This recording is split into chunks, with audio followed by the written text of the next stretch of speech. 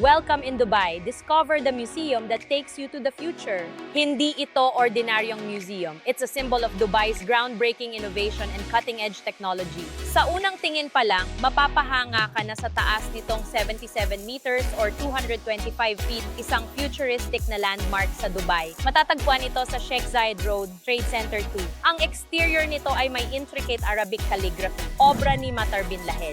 Kapag gabi, mas nagiging kahanga-hanga ito dahil lumilitaw ang buong ganda ng disenyo ng museo. This place is an important symbol of Dubai, showcasing ang kanilang kakayahang manguna sa teknolohiya at mga makabagong imbensyon. Talagang kahanga-hanga ang disenyo nito at nagsisilbing simbolo ng pag-unlad ng technology para sa mga tao rito. Once again, ito si Ann Cuarto and we've explored the significance of this museum. Join me sa mga upcoming adventures natin dito sa Dubai. Stay tuned and follow for more updates.